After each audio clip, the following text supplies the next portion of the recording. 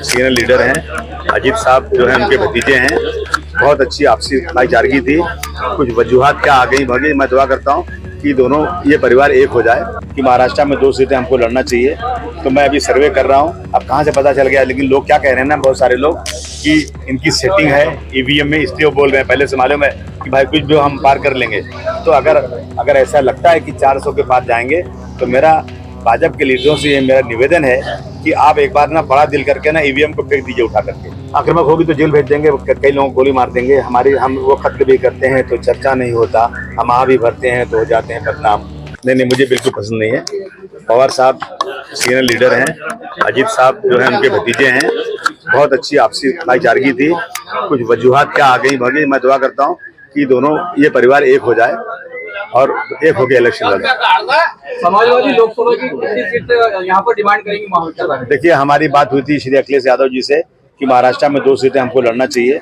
तो मैं अभी सर्वे कर रहा हूँ कि हमें 2 सीटें लड़ना चाहिए नहीं लड़ना चाहिए, और इलेक्शन में बहुत पैसा खर्च होता है। 2 सीट का प्रस्ताव आपने महाविकास आघाड़ी के सामने? मैंने वहाँ दिल्ली में उन्होंने रखा है। मैं अभी समय है थोड़ा, मैं सर्वे करने के बाद 8 तारीख को बॉम्बे पहुंचूंगा, उसके बाद फिर डिस्कस करूंगा इस बात में। आने वाले लोकसभा में 400 के पार जाने वाले ऐसे भाजपा बता रही है, क्या कहेंगे? नहीं, ऐसा भाजपा बता रहे तो भाजपा को अब कहाँ से पता चल गया, लेकिन लोग क्या कह रहे हैं ना, बहुत सारे लोग कि इनकी सेटिंग है ईवीएम में, इसलिए वो बोल रहे हैं। पहले से मालूम है कि भाई कुछ भी हम पार कर लेंगे। तो अगर ऐसा लगता है कि 400 के पार जाएंगे तो मेरा भाजपा के लीडरों से ये मेरा निवेदन है कि आप एक बार ना बड़ा दिल करके ना ईवीएम को फेंक दीजिए उठा करके, और जो है इस पे ईवीएम से इलेक्शन मत करिए। तो फिर अगर 400 पार होगा ना तो फिर आप बोल सकते हैं कि भाई तुम्हारे जितने लोगों के ये थे हमारे ऊपर आरोप थे ना, वो आरोप खत्म है, फिर भी हम पार कर गए, तो और ज्यादा मजा आएगा। भाजपा नितिन गडकरी पर अन्याय कर रही है कि उनका नाम नहीं लिया। नहीं, मैं भी कहूँगा अगर नहीं उनका नाम लिया तो अन्याय है ये।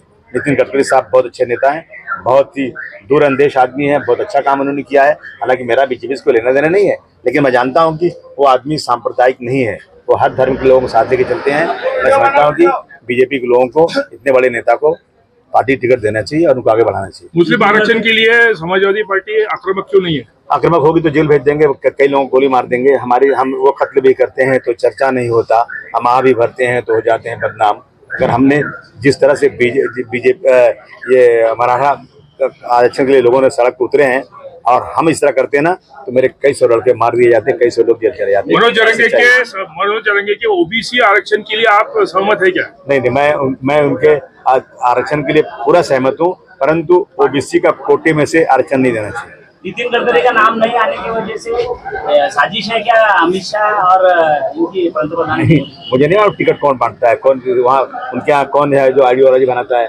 तो ये तो मुझे मालूम नहीं। लेकिन कोई भी साजिश कर रहा है तो ये साजिश अच्छी नहीं, ये बीजेपी के लिए नुकसानदेह होगी। आप समाजवादी से लोकसभा लड़ने के लिए इच्छुक है क्या? नहीं, मैं कभी नहीं लड़ूंगा। मैं महाराष्ट्र में रहूंगा।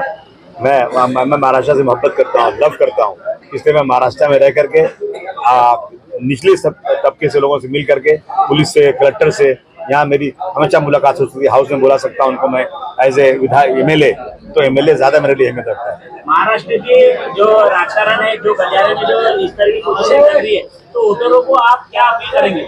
मैं वोटरों से कहूँगा कि सब अपना नाम चेक कर लो। कुछ लोग ऐसे हैं जो आपका नाम कटवा देंगे और सुबह 6 बजे 7 बजे चले जाना जल्दी से, नहीं तो आपका वोट भी चुरा लेंगे। और 100% वोटिंग करना।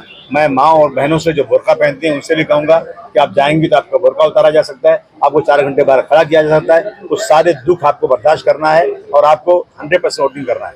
महाराष्ट्र की कौन सी 2 लोकसभा की सीटें जो समाजवादी पार्टी मांगने वाली, जो अगर हम मांग सकते हैं, अभी हम सर्वे कर रहे हैं, लेकिन मालेगांव, धुलिया और मुंबई की जो है ना नॉर्थ ईस्ट सीट ये हम मांग सकते हैं, लेकिन देखते हैं क्या होता है। नहीं, बहुत कैपेबल है, बहुत होशियार आदमी है वो, लेकिन लॉ एंड ऑर्डर सिचुएशन खराब हो रही है। मैं उनको बार बार याद दिला रहा हूँ कि आप जो है ना धर्म के नाम पर मत देखिए, जो भी गलत करे उसको उठा के जेल डाल देंगे। लोकनायक न्यूज